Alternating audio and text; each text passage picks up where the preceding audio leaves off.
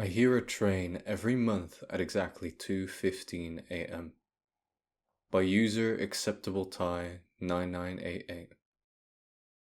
I know this sounds mundane at the surface level. I'm sure there are plenty of trains that run late into the night, but every month on the 1st, I hear the whistle of a train at exactly 2:15 a.m. This is specific too. It's to the second. I've timed it.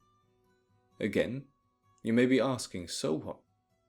And I would agree with you if I didn't know my own town. For clarification, I live in a farm town in Idaho, a small island of civilization in a sea of corn, wheat, and barley fields. The roads are lined with family-owned businesses. Their faded hand-painted signs hanging by the front doors are a testament to generations of honest work. The people here are old-fashioned, but I've never met kinder folk.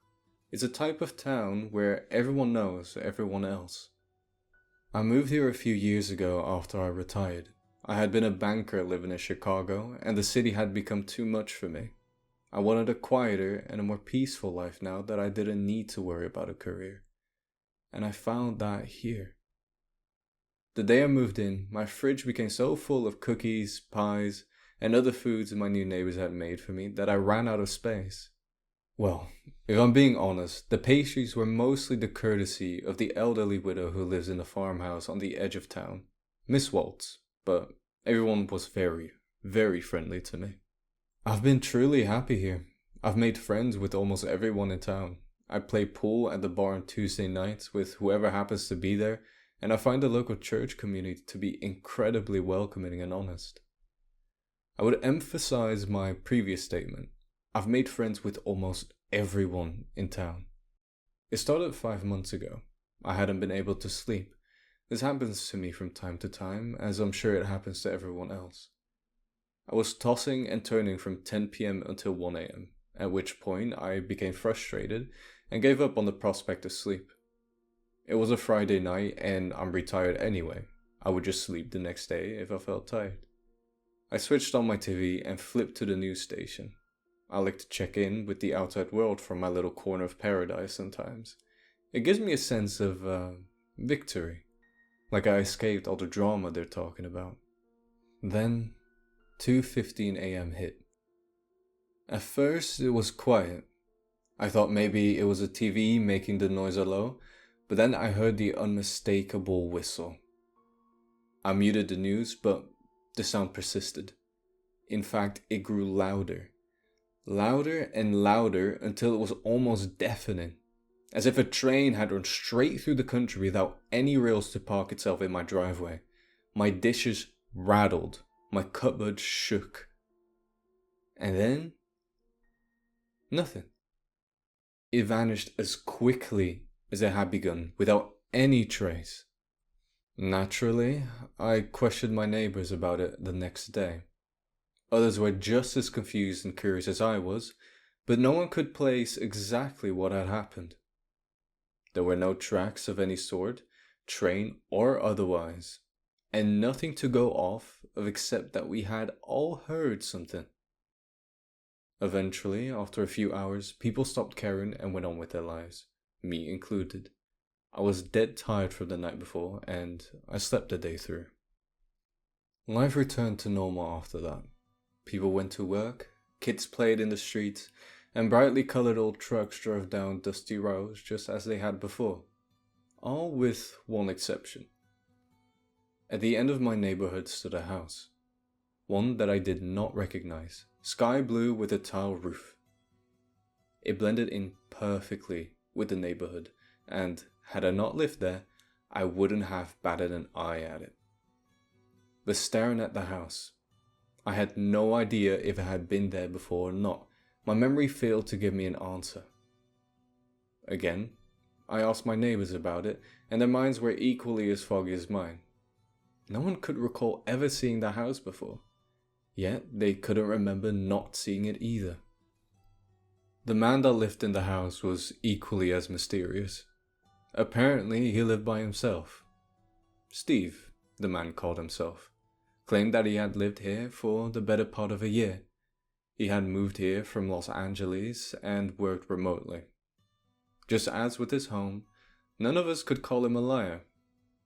There was this strange uncertainty that filled the air. None of us could remember Steve, but none of us could remember any details to prove his story to be false. Accepting the community that it is, we welcomed this man and took him at his word. He's odd, that Steve. Maybe it's just how people act in LA, but he seems a bit off. He talks loudly and with strange tones. You know, like how a car salesman speaks on a TV ad. Almost like that.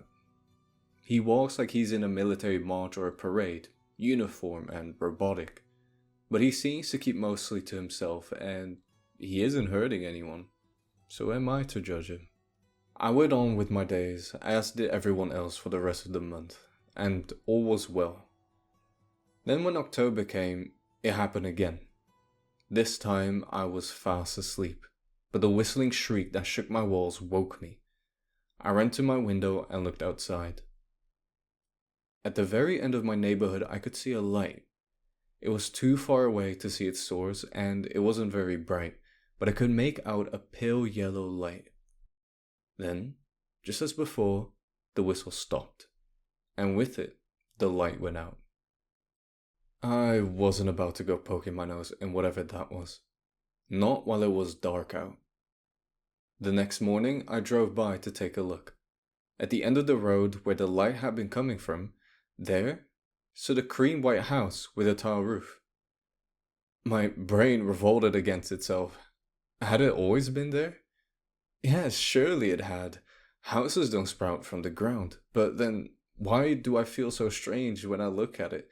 How come when I talk to Stacy, the woman who lives there, her slow blinks and plastic smile makes me feel like I'm speaking to a mannequin? After all, she had baked me that cherry pie when I moved in, hadn't she? My mind was in such a mess. I needed clarity. I was sure that whatever was happening was linked to that noise and that light. So I've been tracking it, studying it. Like I mentioned before, it's very precise. Every month, on the first night of that month at precisely 2:15 a.m., it starts. Whatever is happening lasts exactly 5 minutes and 25 seconds. After that, it stops. The location moves too, sometimes nearby, other times I can see and hear it further across town. But without fail, every time that sound rings out and that yellow light burns, with it comes a new or old neighbor that I can't seem to exactly recall. Next, I wanted to solve once and for all the mystery of the strange houses. So I used every resource I could find out if those houses had truly always been there. First, I simply used old satellite images of my town. But there they were, standing exactly where they now stood. A picture-perfect copy of the house. Every detail was exactly the same as in real life, down to the last blade of grass, but that could surely be faked, I figured. So I searched the town library for anything that could show me the history of this place. After hours and hours of digging, I found a detailed map of the town. And to my great frustration, there they were, just as they were on the internet. Perfect replicas. The town's full of them now. I don't know when or how it happened, but the town I knew is now filled with robotic voices, stiff marches, and manufactured smiles. And yet, when those voices claim I know them, I can't help but doubt myself. Maybe I've truly known them for a long time. Maybe my mind is starting to go. I'm getting older after all. My neighborhood feels larger, yet I can't definitely say that it is. To ease my mind once and for all, I had plans to look by myself on the first night of this month. I had mustered up the courage to go in person and see what was happening when the sound rings out. I was outside. It was a few seconds away from starting. I was in my car, ready to follow the sound to wherever it called from. And then Nothing. I woke the next morning in my bed with no recollection of what had happened after. I've become paranoid. I don't trust anyone anymore, least of all my own memory. It's getting harder and harder to tell who's really telling me the truth. My neighbors tell me no one has ever lived in that old farmhouse. Are they right? Surely they are, but when I look outside, I can't ever recall my neighbors all smiling so much. I never see them without a smile on, not even the kids. I'm worried for myself. If my mind is starting to slip, I'll need help. I can't live alone if some sort of mental disease is a risk. At least, that's what everyone keeps telling me. Luckily, my neighbors have offered to help me. A few of them are going to stay with me every now and again just to make sure I'm okay. It's funny, I can't seem to remember why I ever doubted them. Now that I think about it, had I ever doubted them?